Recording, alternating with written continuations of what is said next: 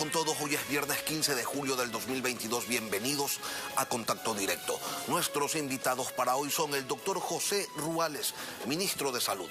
El ministerio empezó con la adquisición de medicinas, pero esto es apenas una parte del inmenso problema en el sistema de salud pública. También Ana Belén Cordero, asambleísta de Creo, vicepresidenta de la Comisión de Fiscalización.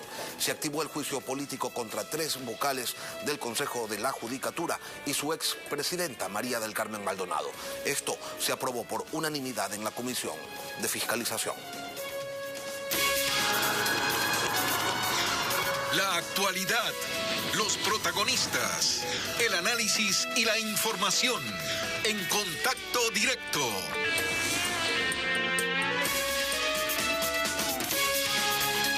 El Ejecutivo sorprendió ayer al eliminar el examen de ingreso a las universidades que tomaba la CENESID.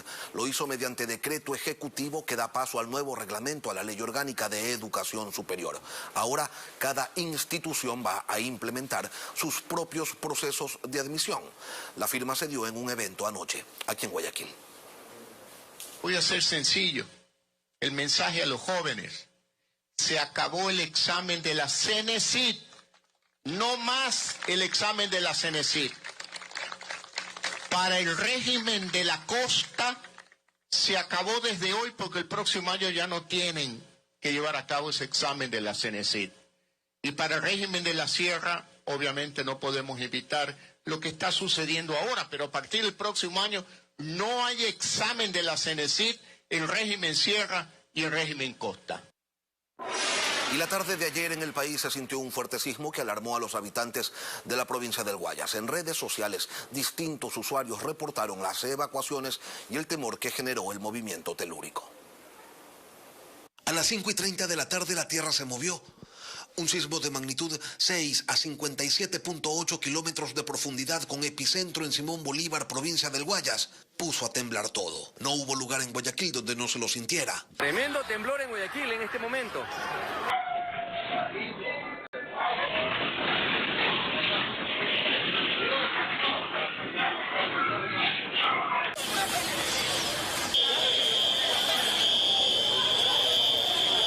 En redes sociales, distintos usuarios reportaron las evacuaciones y el temor que el movimiento telúrico generó.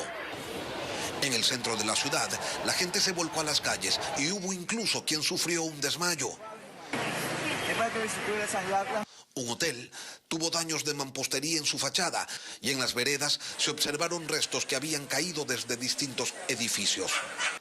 El sismo provocó que las actividades laborales y comerciales se paralicen. Los centros comerciales evacuaron sus instalaciones por precaución. Los 3 túneles de Guayaquil se cerraron por algunos minutos hasta comprobar su estado y luego se reabrieron al tránsito sin ninguna novedad. El sistema sanitario se encuentra en uno de sus peores momentos. La crisis provocada por la pandemia dejó en evidencia sus falencias.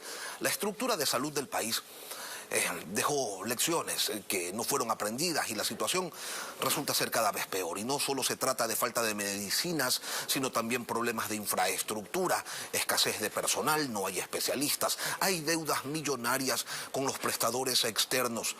En medio de este caos, José Ruales pasa del Viceministerio de Gobernanza de Salud a ser el titular de esta cartera de Estado.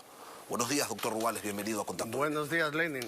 Muchas gracias por la entrevista y para poder informar a la ciudadanía. Por supuesto, hay cosas importantes que señalar, pero antes de ir a los anuncios, dado que usted ha estado en el ministerio, en otro cargo, pero dentro del ministerio, y más aún al frente del área de gobernanza, es decir, era el encargado de regular, de direccionar, de diseñar, de organizar, de articular la gestión del Sistema Nacional de Salud mediante la promulgación de políticas, modelos, normas y otras directrices.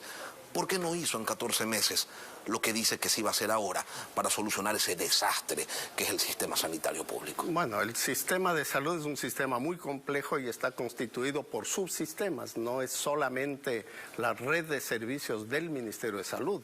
Es el IES, las Fuerzas Armadas, la policía, el sector privado.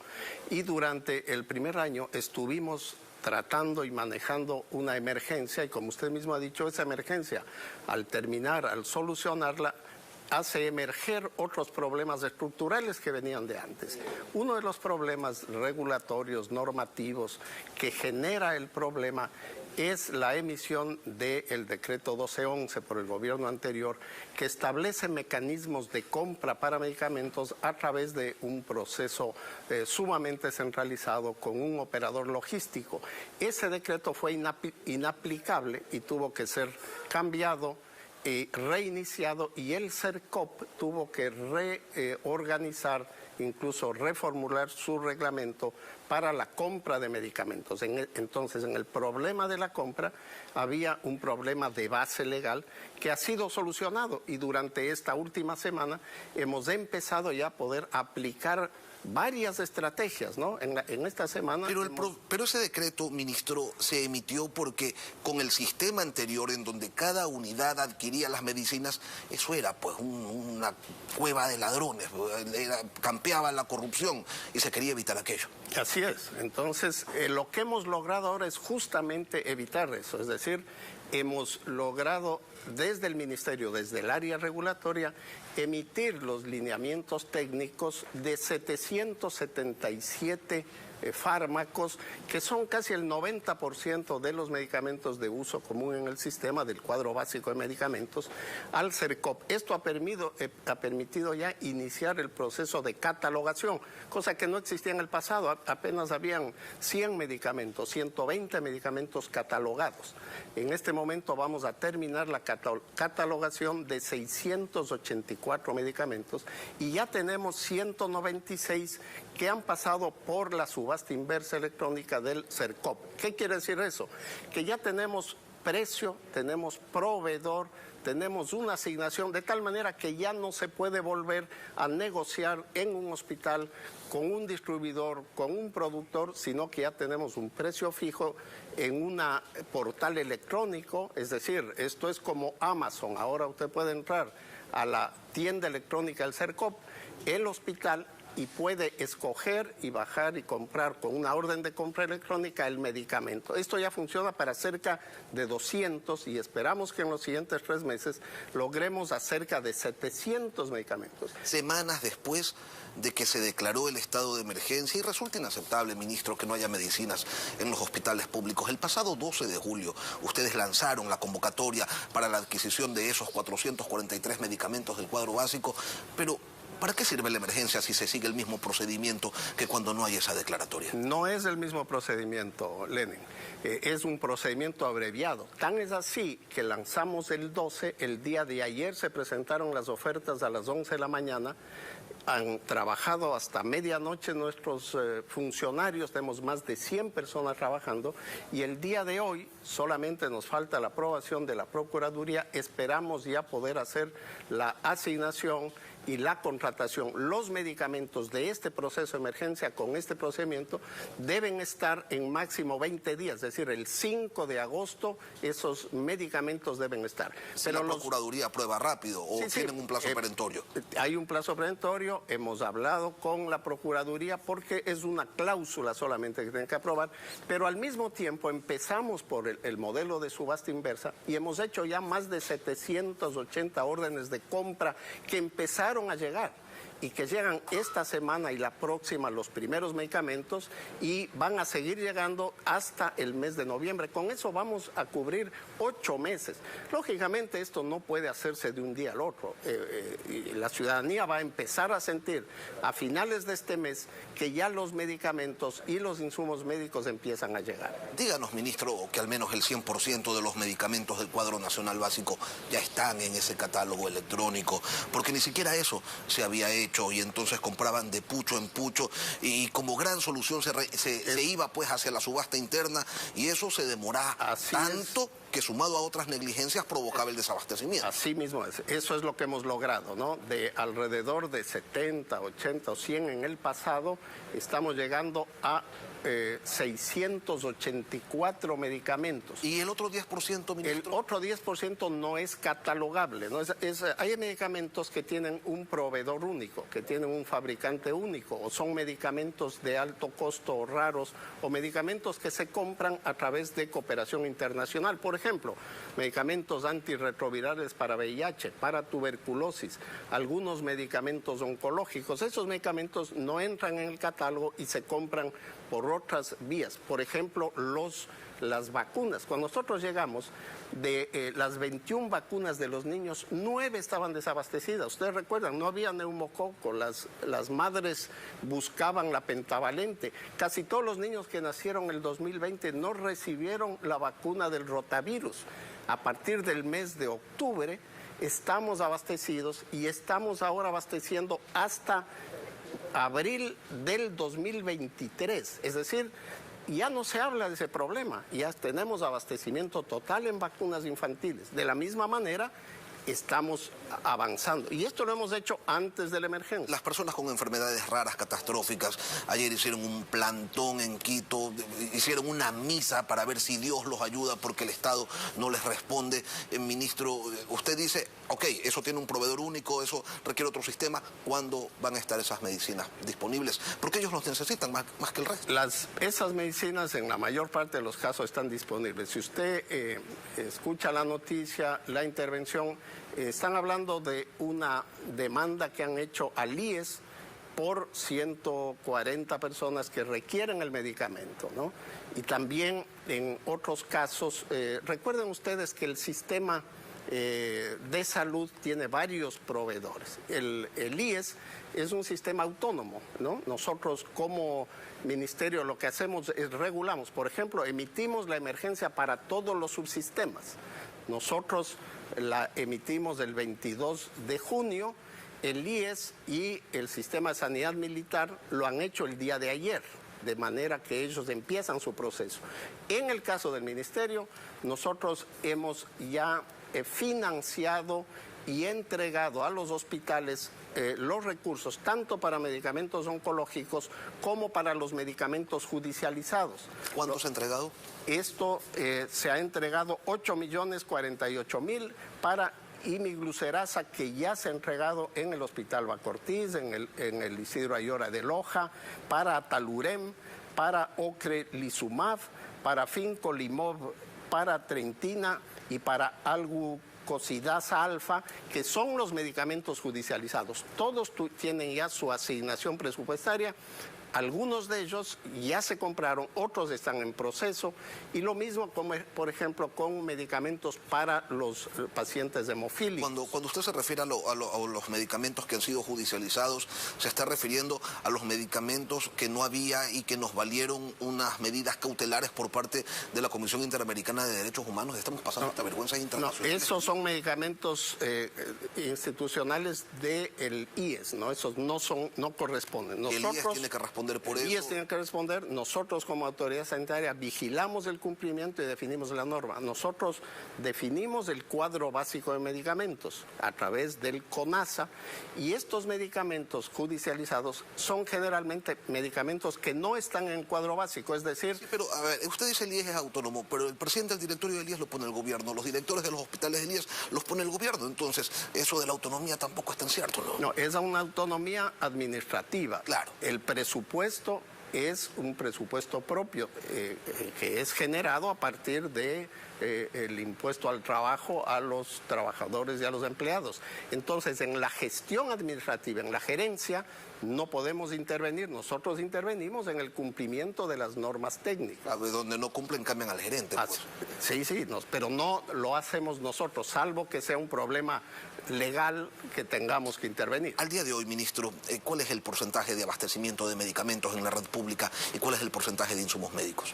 En este momento nosotros teníamos al 30 de junio un abastecimiento en promedio en alrededor de 69% de de abastecimiento de medicamentos y de 70% más o menos de insumos. Estaban alrededor del 70%. Y esto es algo que varía día a día porque la demanda de los pacientes es grande. Con estos medicamentos que estamos adquiriendo... Pero no debería variar porque debería haber stock. Por eso, entonces... Debería estar al 100% siempre. Así es, por eso la emergencia y por eso hemos hecho estas compras. Con estas compras nosotros llegamos al 100%, pero al mismo tiempo, le estoy diciendo que el día 5 de agosto se entrega la compra de emergencia. El 6 de agosto iniciamos nuevos procesos para mantener el stock. Hay que reconocer que ha habido problemas en el pasado, incluso hay problemas serios de gestión, de sistemas de inventario, de control. Todos esos elementos estamos en este momento interviniendo. Hemos hecho una comisión especial para apoyar estos procesos y desarrollar las capacidades. Y en este trabajo emergente, ministro, ¿cuál es el énfasis que ustedes le han puesto o el cuidado que han tenido para evitar y que no se repitan actos de corrupción? Bueno, en primer lugar, estamos llevando el proceso de compra a través de catálogo, lo que ya reduce mucho la discrecionalidad, absolutamente. Segundo, en el proceso de emergencia, en lugar de hacer que las compras se hagan en cada establecimiento, en cada zona, hemos hecho una compra conjunta trayendo al personal técnico, químicos, farmacéuticos, enfermeras para los dispositivos, abogados, especialistas en compras públicas, a Quito, en la plataforma norte al principio, en la otra, tenemos equipos y nuestros supervisores, los abogados, los gerentes de compras públicas están trabajando con esos equipos, de tal manera que en lugar de que sean 5 personas las que hagan este proceso, son 200 personas. Entonces avanzamos en velocidad, pero también en estandarización, evitamos que cada uno pueda hacer las cosas de manera diferente, ¿no? No se les debería pasar nada. Vigilando. Entonces, el gobierno viene anunciando y postergando desde hace meses el tema de la externalización de las farmacias de los hospitales públicos. Se ha dicho que el sistema es una de las soluciones, que permite una provisión oportuna de medicinas y que además permite ahorrar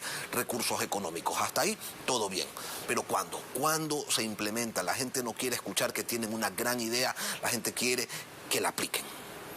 Sí, Lenin, esta idea empezó a ejecutarse ayer en el Hospital Monte Sinaí y el día de hoy a las 9 de la mañana empezamos en el Hospital Abel Gilbert Pontón. ¿Qué es lo que vamos a hacer? Como es un proceso nuevo, queremos ir con cuidado justamente para evitar problemas, para evitar que los sistemas no funcionen adecuadamente y que la ciudadanía corregir el medicamento, ajustar el proceso. Ir ajustando el proceso, ¿no? Queremos ser muy sinceros en eso y por lo tanto recuerden que este es un sistema complementario, es decir, vamos a dar de esta manera los medicamentos de consulta externa que actualmente no tenemos en el hospital.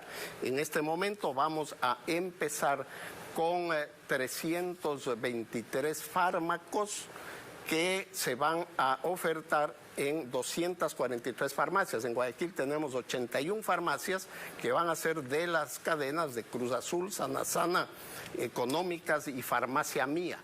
Esto va a permitir que el paciente reciba una receta electrónica por cada medicamento, una vez que es atendido por el médico, es despachada la receta en la farmacia del hospital, allí recibirá los medicamentos que están disponibles en el hospital y los que no, recibirá la receta electrónica. Esa receta electrónica, con ella acude a la farmacia con un código de barras y en la farmacia le entregan el producto gratuitamente.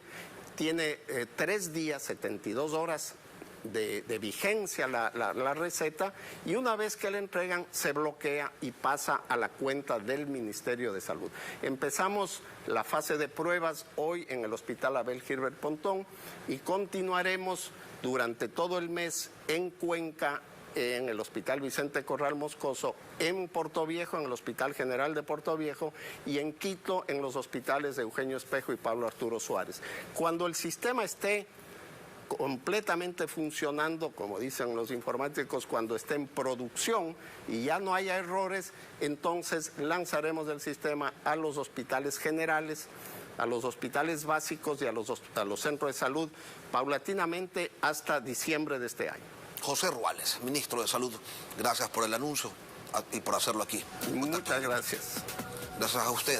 Al volver, Ana Belén Cordero, asambleísta de Creo, vicepresidenta de la Comisión de Fiscalización, juicio político contra vocales del Consejo de la Judicatura y su expresidenta. Los motivos los analizaremos al volver.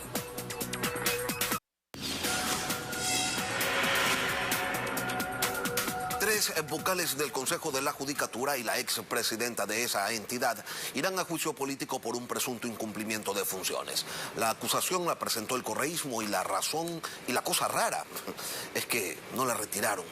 Recordemos que lo hicieron antes con las firmas para enjuiciar al procurador, que el objetivo final son los vocales del Consejo de la Judicatura. Eso el país lo tiene claro. Y vamos a analizar todo este embrollo con Ana Belén Cordero, asambleísta de Creo, vicepresidenta de la Comisión de Fiscalización. Ana Belén, buenos días. Bienvenida a Contacto Directo.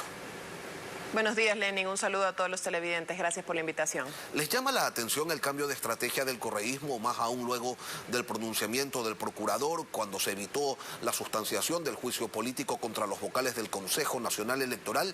Y esto, si se hubiera pues evitado el juicio político contra los vocales de la Judicatura, les permitía llegar directo al juicio contra los integrantes del Consejo de Participación Ciudadana. Mire, Lenin, después de lo ocurrido estos 18 días, yo creo que ellos están más preocupados con quienes tienen en sus filas dentro de la piscina que precisamente por los juicios políticos, ¿no? En este momento se va a sustanciar ese pedido de juicio político que, dicho sea de paso, uno de los dos interpelantes, el ex asambleísta Fausto Jarrín, ya no ocupa la curul, con lo cual solamente se sustanciará con una interpelante, la asambleísta Viviana Veloz. Esa es la estrategia, durará más o menos entre 30 y 45 días este proceso de juicio político y avanzaremos luego con el juicio político al Consejo de Participación Ciudadana, como lo habíamos anunciado. Sin embargo, la estrategia del correísmo se mantiene, ¿no? Desinstitucionalizar la judicatura para luego ir por el Consejo de Participación Ciudadana y desde allí cooptar el sistema de administración de justicia. Eso ustedes lo tienen claro. Totalmente claro, fue lo que denunciamos hace más de 6 meses al país, que lo que harían primero es descabezar la presidencia de la Asamblea Nacional. Ya lo hicieron con Guadalupe Llori, ayer lo acaban de hacer con Yesenia Guamaní, ya tienen un pie en la Asamblea Nacional y están por tener otro pie en el Consejo de Participación Ciudadana para así hacerse con los poderes principales del Estado, ¿no? ¿Y no hay nada que se pueda hacer ante ello? Bueno, efectivamente las fuerzas políticas en la Asamblea Nacional siempre están en conversaciones, sin embargo creo que hay líneas rojas que no se pueden cruzar cuando lo que se busca es la desestabilización y cooptar el poder para elegir autoridades a dedos como los contralores 100 sobre 100, hay líneas rojas que no se pueden cruzar evidentemente. Ahora, ¿cuáles son esos incumplimientos de los que se acusa a 3 vocales y a la señora María del Carmen Maldonado, ex presidenta de la Judicatura? Bueno, dentro de las causales, que son 7, o de los hechos que son 7, se desprenden que efectivamente se habrían hecho evaluaciones de jueces fuera de tiempo, se habrían hecho también renovaciones parciales de la Corte cuando la ley establece que debe hacerse 1/3 de la Corte, debe ser evaluada y sustituida. En este caso fue un número mayor. Hay temas como, por ejemplo, la posesión a destiempo o la prorrogación en funciones de fiscales provinciales. Estas son varias, digamos, causales que están incluidas dentro de este presunto incumplimiento de funciones a 4 de los miembros del Consejo de la Judicatura. Los audios que circularon en las últimas semanas y que supuestamente se refieren a una intervención del Ejecutivo en la justicia, ¿van a ser también parte de este proceso? No, esos audios que circularon en redes sociales y en un medio digital de comunicación no van a formar parte porque este juicio político fue presentado con anterioridad. Sin embargo, es postura de la Comisión de Fiscalización al sustanciarse un juicio político a un cuerpo colegiado que deben ser todos los miembros del Consejo de la Judicatura quienes deben ser llamados a juicio político por sus posturas. Y en este caso, por ejemplo, ya se ha presentado el día de ayer en la Contraloría General del Estado una acción popular por una presunta falsificación de documentos y tráfico de influencias contra el consejero Javier Muñoz. Ahora, dada la conformación de la nueva mayoría, ellos no deberían tener problemas para destituir a los vocales. Creo, ¿ya tiene una posición ante este juicio político o van a esperar a que decurra el proceso para definir posturas? Mire, primero hay que tener claro que para destituir a los miembros del Consejo de la Judicatura se necesitan 92 votos. 92 votos que no necesariamente esa nueva mayoría que ya dejó de esconder su juego ante el país, no los tiene necesariamente, ¿no? Entonces, bueno, seguramente se definirán las posturas. Nosotros revisaremos cuáles son las causales por las cuales se pretende destituir al Consejo de la Judicatura y en función de ello tomaremos una decisión. Sin embargo, hay que aclarar que esos 92 votos no necesariamente los tiene seguros la mayoría. El lunes anterior, Ana Belén, ustedes se reunieron con el presidente Saquicela para empezar a definir la agenda legislativa 2022-2023 y muchos entienden que lo que se trata es de poner en orden las formas en que se intentará torpedear lo que haga el Ejecutivo. ¿Ustedes también lo perciben así o creen que se trata de un acto de contrición y que realmente se quiere empezar a hacer aquello para lo que fueron electos por la gente? Mire, yo creo que finalmente es un saludo a la bandera. Esa falta de sintonía del legislativo con la ciudadanía no cambia porque cambia la presidencia de la Asamblea. Siempre lo dijimos, no es cuestión de sacar una persona y poner a otra porque eso no cambia las formas y las actitudes y la forma de legislar de 137 asambleístas. Esta nueva agenda no cambiará en nada porque tampoco está en sintonía necesariamente con las necesidades de la ciudadanía ni con los otros poderes del Estado, ¿no? Y tal como están las cosas en el legislativo, la decisión de Guillermo Lasso de hacer como que la Asamblea no existe, ¿es la mejor o hay todavía espacio para el diálogo y para la construcción de algún consenso? Mire, nosotros como asambleístas de gobierno siempre estamos en constantes conversaciones. De hecho, la bancada del Acuerdo Nacional siempre conversa con las distintas bancadas.